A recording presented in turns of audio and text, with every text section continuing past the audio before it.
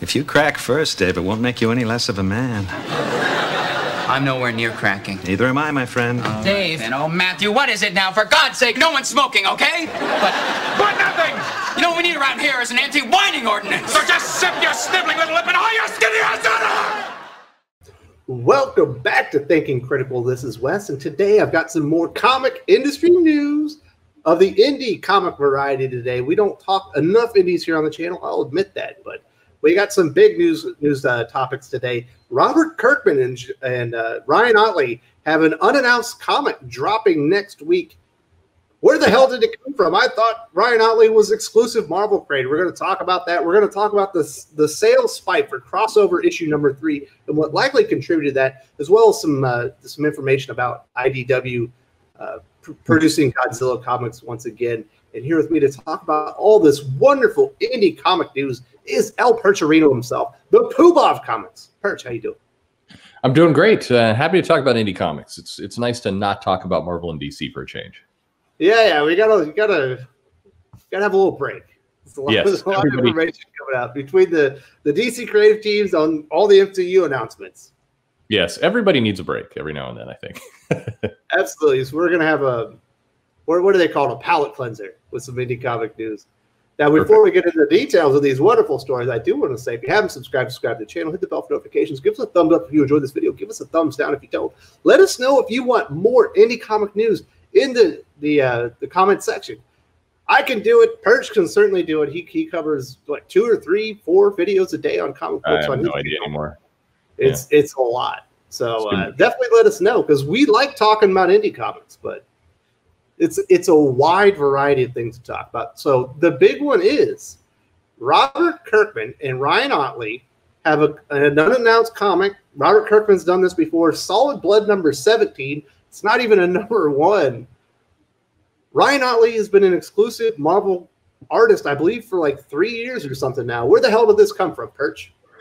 Yeah, well, I mean, Ottley and Kirkman like working together, so that's cool. Obviously, Invincible. Yeah, obviously with Invincible, and I think probably the news and the Invincible show and kind of the attention that's getting probably brought them together again more, although I doubt they ever really separated. I'm curious if they truly had Ottley on a Marvel exclusive. He was coming on to do Spider-Man. I was going back and I was reading a lot of those old articles, and the wording is very funny there. It was like he's coming on to do Spider-Man. It didn't talk about him being an exclusive, and I was surprised because I had assumed he was. I'm excited to see Kirkman and Ottley back together again. I think they're a great team. I think they produce really great work when they're together. And this unannounced comic, this is always kind of a little bit more frustrating for, I think, retailers, but it creates excitement for readers, and I think that's cool. So hopefully they can push it. So you don't think this was just a comic book that maybe they had started on and it just they decided to shelve it and it's just been sitting there? This is actually going to be a series? I don't know. I think that, I would be completely unsurprised if we see a lot more from Kirkman and Ottley. They seem to like each other. They have good working relationship. They've got this new show coming out.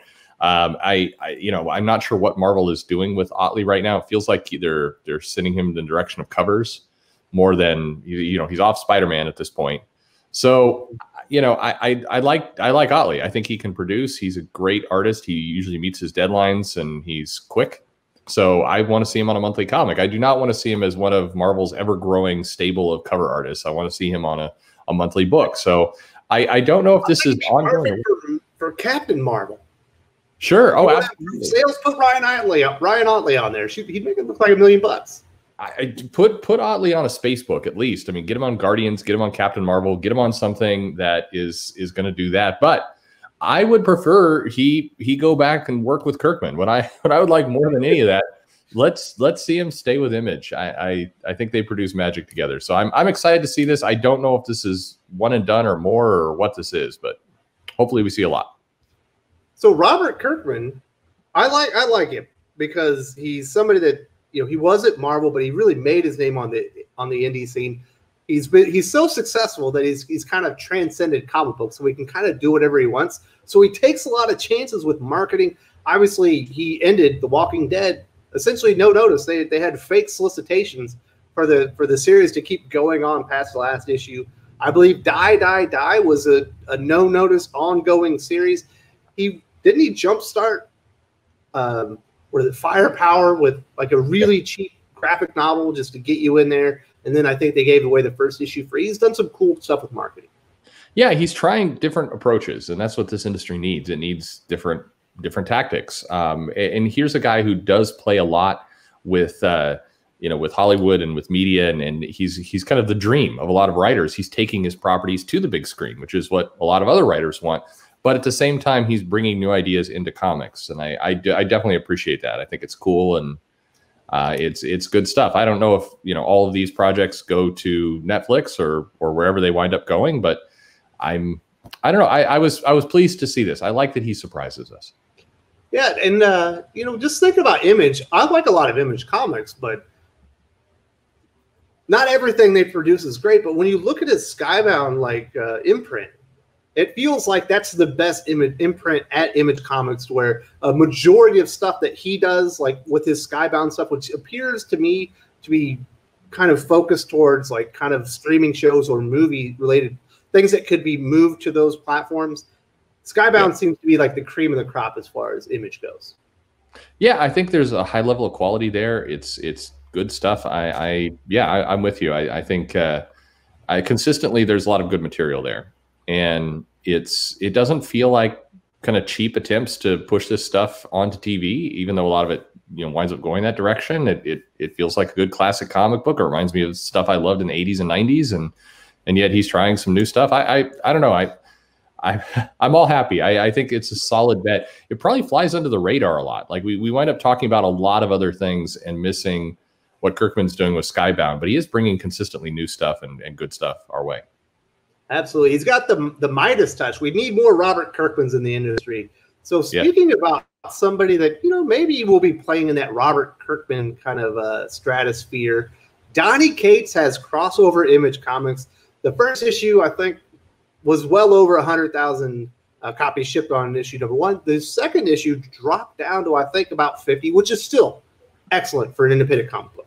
That's excellent for DC and Marvel right now. So those numbers are very spectacular. But I believe this cover right here and the implications that maybe Spawn will be entering into the crossover universe have spiked sales on number 3 to well over 100,000 again. So we don't always see that. We saw the huge number for issue 1. The big drop that you've been talking about on your channel, you normally see that huge drop once you don't get all the variant covers, the buzz is off, the speculators kind of move on to the next thing.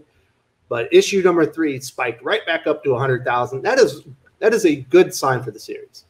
It is, and I think it's a combination of two things. And I think this officially has Donny Cates join Sean Murphy as being, I think, the only person in the last several years where the series rose up after issue 2 and started going in positive directions at this level with these kinds of sales.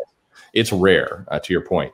I think what's happening here with crossover is that there was this assumption that there would be, it's supposed to include all the heroes, but I don't think anybody really believed that. I thought it would be kind of shadowy hints of, silhouette characters. And if you read crossover number 2, there's a lot of, silhouettes shown that like, oh, that's clearly Batman, but it's we're not going to show Batman. It's just a hand that has Batman's classic glove, or, the Thing's body shape, but it's all in shadow. So you're not infringing any copyrights. You're just kind of hinting at it.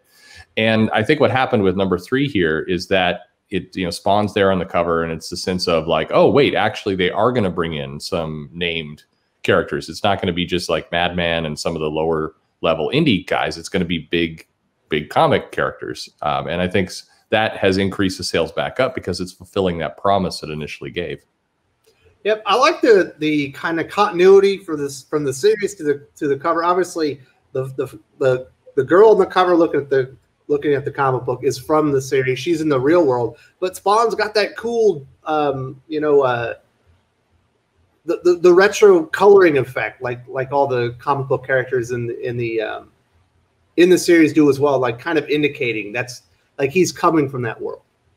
Yeah, no, I think it's cool. It's a nice piece of art. I mean, that's the style they're using with this kind of dot printing, this kind of classic stuff. I think what's going to make or break this title ultimately is, you know, are they able to kind of feed in the characters where it's not just a gimmick, you know, and it's not just the, you know, some of the Image characters that we feel he probably has access to, and a couple of the indies. Like, can you get some other big names in there? Can you cross over with characters outside of Western comics? Like, can you throw in some My Hero Academia characters in there? Like, what are you truly able to do? Or some public domain characters that people are kind of aware of. Sure. Yeah. Let's see what like you can actually Shadow, maybe Phantom. Was it Phantom? Yeah. Which one's the one in the purple suit? No, the Phantom. Yeah. Yeah, the Phantom. Yeah. Probably grab some of those characters too. And I'll say this for Donnie's part.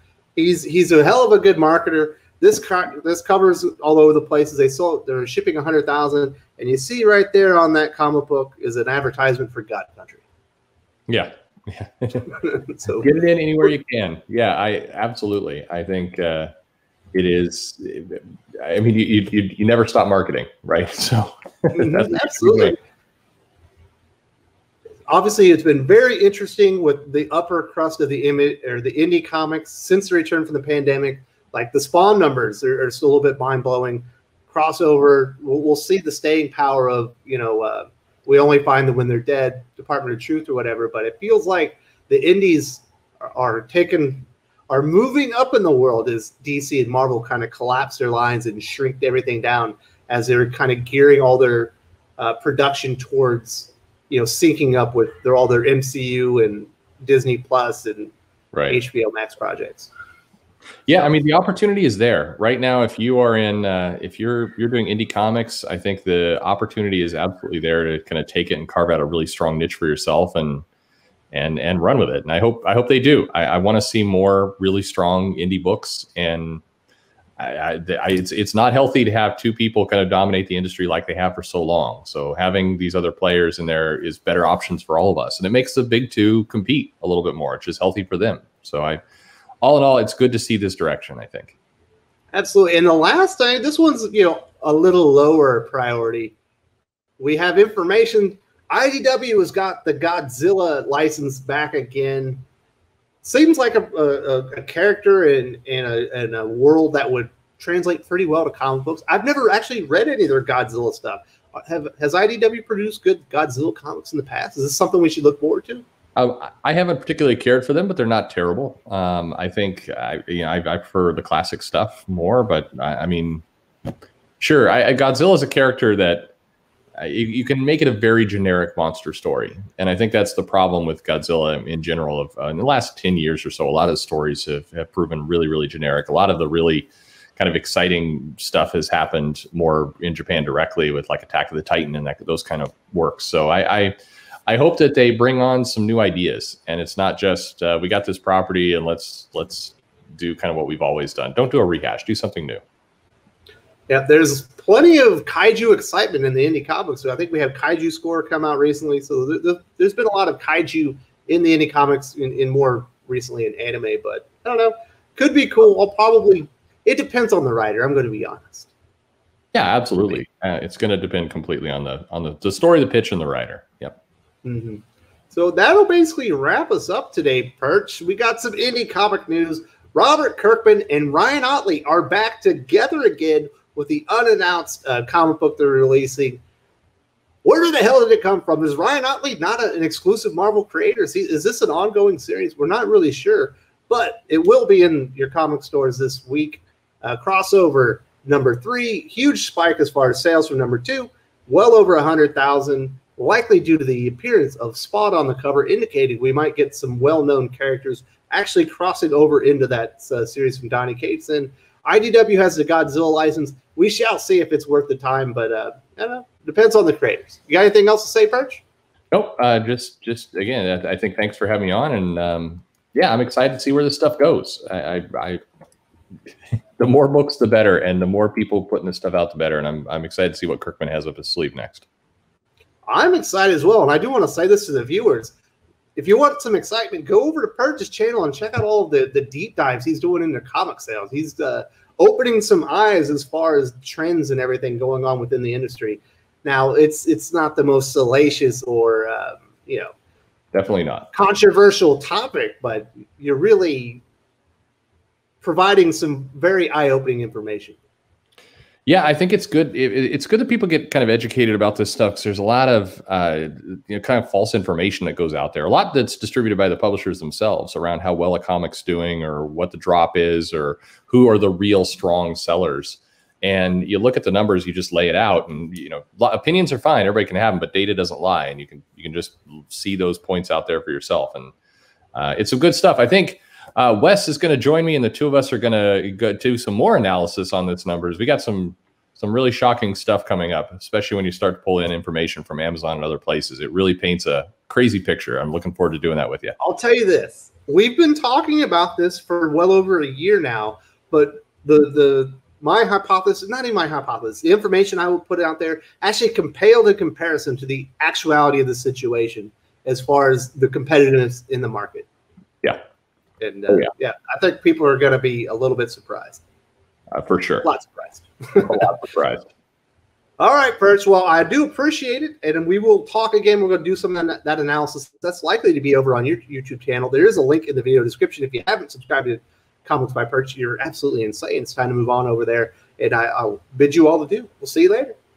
Thanks, everybody. If you enjoyed this video, please give it a like. I would appreciate it very much. It helps us attract more views for the channel. Subscribe for future commentary, comic book news, and reviews. And don't forget to ring the bell for notifications. If you want to talk comics, movies, and much, much more, you can follow me on Twitter at Wes_from_TC.